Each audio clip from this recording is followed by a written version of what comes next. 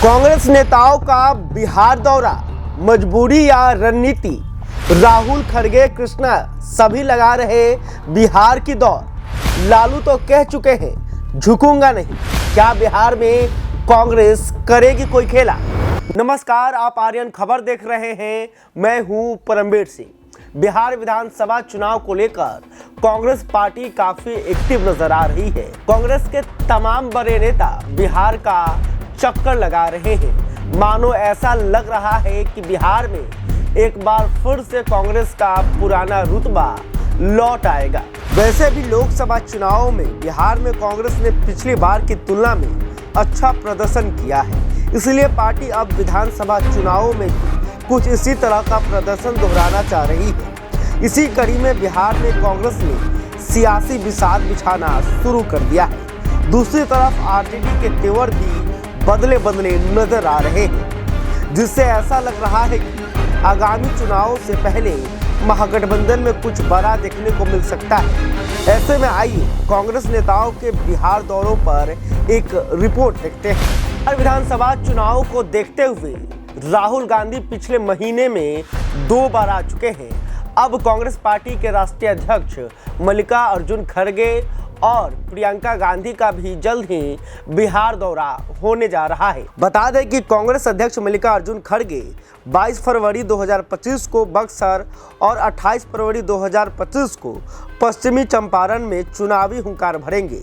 इन सबके बीच कांग्रेस ने चौंकाते हुए कर्नाटक के युवा कांग्रेसी नेता कृष्णा अल्लावरू को बिहार में पार्टी का प्रभारी बना दिया, जिसके बाद उन्होंने पटना आकर कांग्रेस नेताओं और कार्यकर्ताओं को सख्त संदेश दिया। कृष्णा अल्लावरू ने कहा कि कांग्रेस ही हरा सकती है। वहीं उन्होंने गुटबाजी करने वाले नेताओं को साफ साफ कहा कि बिहार में यह सहन नहीं होगा। कृष्णा अल्लावरू ने संकेत दे दिया कि कोई बड़ा नेता ही क्यों न हो, अगर वह गुटबाजी की लक्ष्मण रेखा को पार करता है तो पार्टी से उनका पत्ता कट सकता है। बिहार कांग्रेस प्रभारी ने पार्टी के नेताओं और कार्यकर्ताओं को संदेश दिया कि दिल्ली पटना जाना छोड़ दो, बूथ बूथ तक जाओ।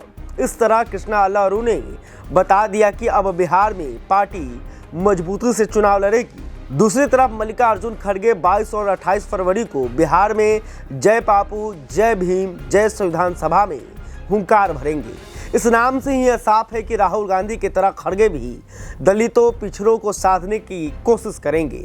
जाहिर सी बात है कि 2020 में कांग्रेस ने बिहार में अच्छा प्रदर्शन नहीं किया। इसके कारण महागठबंधन को सत्ता से दूर रहना पड़ा। लेकिन सवाल यह भी है कि आखिर कांग्रेस की इस बड़ी हार की वजह क्या है? देखें तो कांग्रेस जिन 70 सीटों पर चुनाव लड़ी, उनमें 45 सीटों पर पिछले 2 दशकों से एनडीए का डंका बजता रहा है।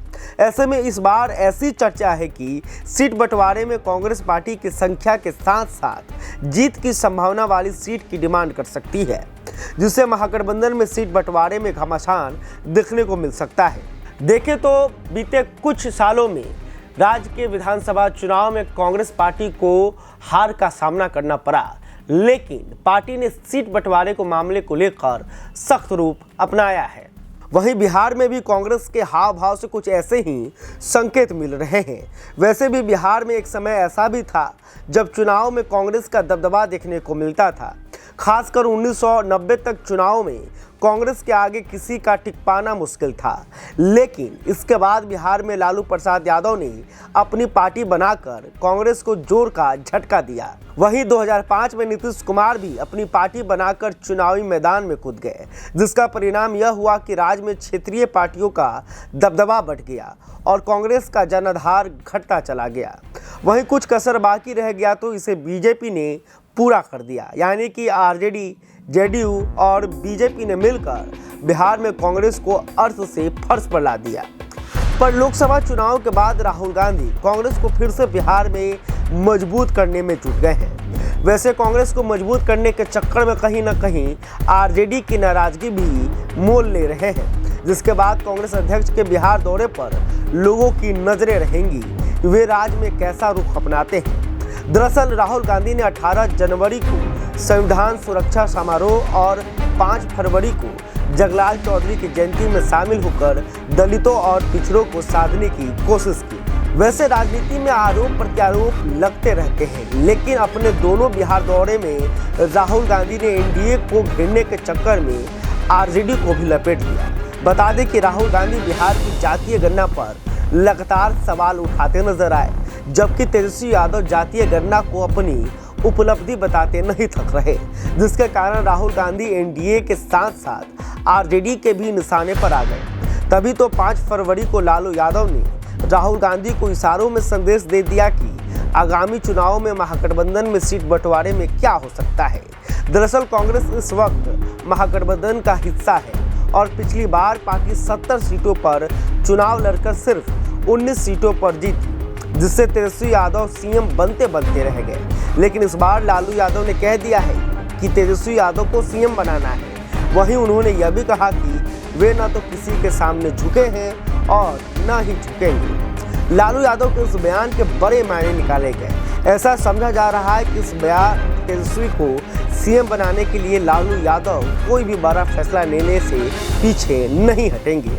इसलिए कांग्रेस नेता भले ही बिहार आकर दलितों पिछड़ों को रिझाने की कोशिश करे, लेकिन इससे लालू यादव को कोई खास अंतर पड़ता नजर नहीं आ रहा। इसके उल्टा जातीय गणना को लेकर राहुल गांधी ने जिस तरह का बयान दिया, उससे आरजेडी खुश नहीं है। इसलिए तो लालू यादव के हाव भाव बदले नजर आ रहे हैं। शायद इसका एहसास कांग्रेस को भी है। इसलिए कांग्रेस जो है बिहार विधानसभा चुनाव की तैयारी पूरी जोरों शोरों से कर रही है और कांग्रेस के बड़े नेता लगातार बिहार का दौरा कर रहे हैं और बिहार के कांग्रेस प्रभारी को भी बदला गया है।